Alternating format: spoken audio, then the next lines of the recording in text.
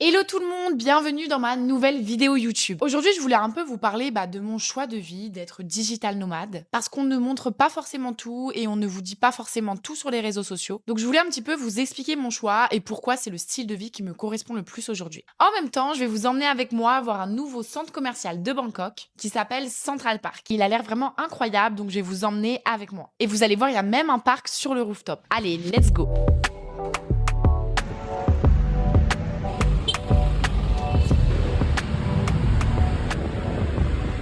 Du coup, me voici arrivée devant le nouveau centre commercial de Bangkok, donc qui s'appelle Central Park. Ça a l'air incroyable.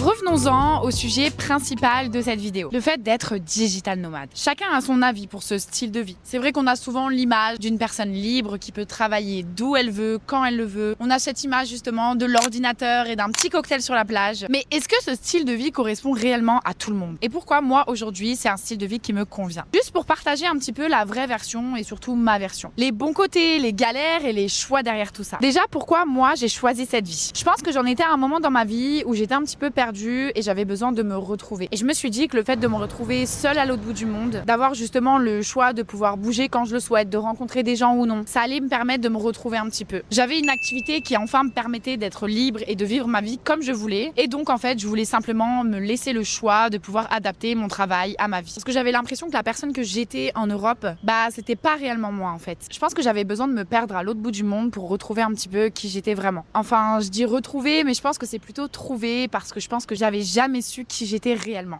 Je me suis toujours un petit peu cherchée et c'est pour ça que j'étais jamais vraiment satisfaite de ma vie parce que j'arrivais pas à trouver le style de vie qui me convenait. Le fait d'être digital nomade et de bouger tout le temps partout, ça m'éloigne de la routine que j'ai tant repoussée. Et au début, honnêtement, j'avais un petit peu peur de me retrouver justement toute seule. Le fait de voyager à l'étranger, à l'autre bout du monde, et finalement j'ai fait tellement de rencontres de personnes qui justement sont comme moi. Ça m'a permis d'ouvrir encore plus mon esprit aussi, le fait de rencontrer énormément de cultures différentes. Ça m'a apporté une autre confiance, ça a développé ma créativité et surtout ma paix intérieure. Parce que si j'estime que je ne suis plus à ma place, je peux tout simplement partir. Ce mode de vie m'a aussi appris à vivre plus simplement, à me montrer que le matériel, c'est pas ce qu'il y a de plus intéressant. J'ai juste une valise et je voyage toute l'année avec la même valise. Des fois, c'est assez frustrant, mais honnêtement, je sais que j'ai pas besoin de plus. Et ça m'a fait me rendre compte que je suis le genre de personne à préférer dépenser, par exemple, dans les instants de vie, dans un bon petit restaurant, dans un bon petit voyage, dans un bon petit hôtel, plutôt que dans du matériel. J'ai une question pour toi. Est-ce que la liberté, c'est vraiment le fait de pouvoir aller où tu veux, ou c'est plutôt le fait de pouvoir être bien n'importe où?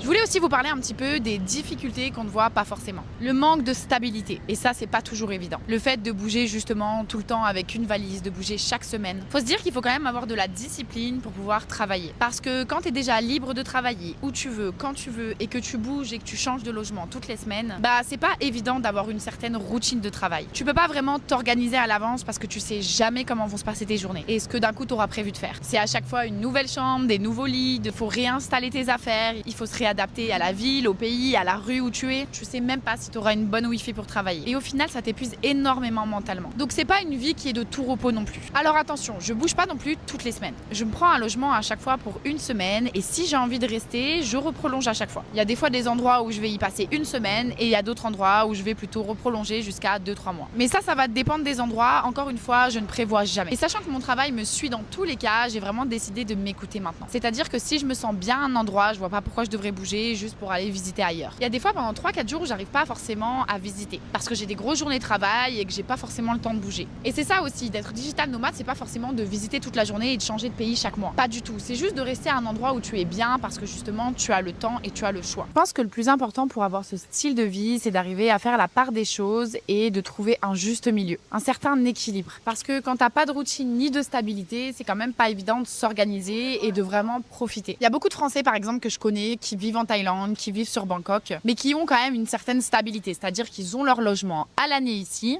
et ensuite chaque mois ou chaque 2 mois, ils partent un week-end ou une petite semaine dans les îles. Je vais pas vous mentir, ça m'arrive des fois de me poser des questions et de me demander s'il faudrait pas que j'ai quand même un petit pied à terre. Mais je me connais aussi et je sais quel caractère j'ai. Pour vous donner un exemple, je suis capable de tomber complètement amoureuse d'une ville et de me dire je veux vivre ici. Je vais ensuite chercher un logement et dès l'instant où je vais signer un contrat avec un logement à l'année, et ben là tu verras que j'aurai plus envie d'y rester. Je sais que c'est dans ma tête et que c'est peut-être débile, mais le fait d'avoir une espèce d'obligation à un endroit, bah ça fait que je m'en lasse beaucoup plus rapidement que si par exemple je reste pendant 3 mois à un endroit avec un Airbnb. C'est un petit peu bête, mais c'est aussi mon caractère et c'est pour ça que ce style de vie me convient très bien pour l'instant. Malgré tout, le fait d'être digital nomade pour moi, c'est un choix qui est quand même réfléchi. Je sais comment je fonctionne et je sais que c'est un style de vie qui est adapté à moi. Parce que j'ai décidé depuis presque 1 an et demi maintenant de m'écouter. Et je pense que c'est le plus important. Je veux toujours avoir une vie qui est alignée avec moi-même. Si j'ai quoi que ce soit comme frustration, alors je ne vais pas aller dans cette direction. Et j'ai tout simplement compris que maintenant, en m'écoutant et en faisant vraiment ce que j'ai envie, bah c'est comme ça que tout s'aligne et que les opportunités apparaissent. Avant, j'ai toujours fait un petit peu les choses par obligation et pas vraiment par choix. Et je me sentais pas forcément bien dans moi et j'avais pas une vie qui me correspondait.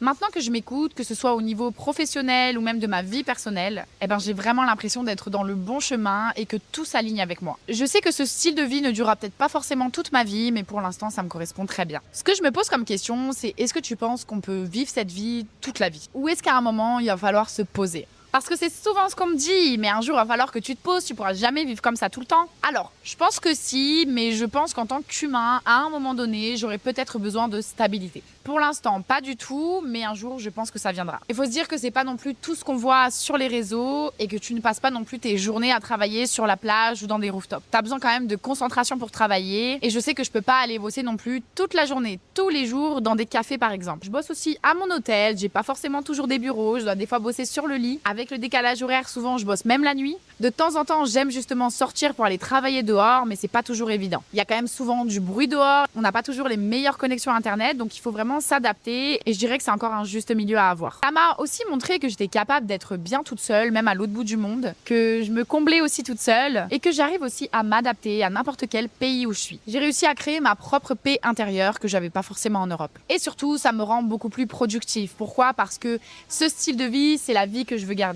Et donc, c'est une motivation supplémentaire pour travailler parce que j'ai pas envie de perdre justement ce style de vie. Et moi, la question que j'aurais pour toi, c'est est-ce que tu penses que tu peux vraiment apprendre à te connaître sans te déraciner un minimum, sans sortir de ta zone de confort? Parce que pour moi, c'est difficile de comprendre réellement la personne que je suis sans sortir un minimum de ma zone de confort. Parce que là où j'ai toujours été, là où j'ai grandi, bah, c'est pas forcément un endroit où j'arrive à prendre ce recul sur moi pour vraiment savoir ce que je veux dans ma vie. Le fait de partir aussi et de voyager, ça m'a permis d'avoir vraiment de réels objectifs pour mon futur. Ce mode de vie, il est pas forcément parfait et surtout, il correspond pas forcément à tout le monde. Pour moi, ce style de vie, c'est pas prendre la fuite. C'est juste ma façon à moi d'être libre. Et peut-être qu'un jour, je me poserai ou peut-être pas. Mais en tout cas, aujourd'hui, c'est ce style de vie qui me fait vibrer. On arrive à la fin de la vidéo. Je voulais vraiment un petit peu que tu puisses voir un peu ma perception de ce style de vie. Ça fait 1 an et demi que je suis digital nomade et j'avais besoin un petit peu de te partager mon point de vue là-dessus. Parce que c'est peut-être quelque chose qui te parle et c'est peut-être quelque chose qui te donnait envie. Peut-être que toi aussi, t'es quelqu'un de pas très stable dans ta vie et que peut-être que ça te correspondrait ou peut-être pas. Mais en tout cas, l'important, c'est pas de recopier un style de vie. C'est juste de trouver le style de vie qui te rendra vivant à toi et qui s'alignera avec la personne que tu es au fond de toi. Je suis assez curieuse et j'aimerais bien savoir en commentaire toi ce que tu en penses. Et est-ce que c'est quelque chose qui pourrait te correspondre ou tu serais plus quelqu'un de stable? Oui, j'ai juste oublié de vous dire quelque chose. Je vous ai préparé un petit quiz qui prendra seulement 2 minutes. Si vous vous posez des questions et si vous vous demandez justement si le style de vie de digital nomade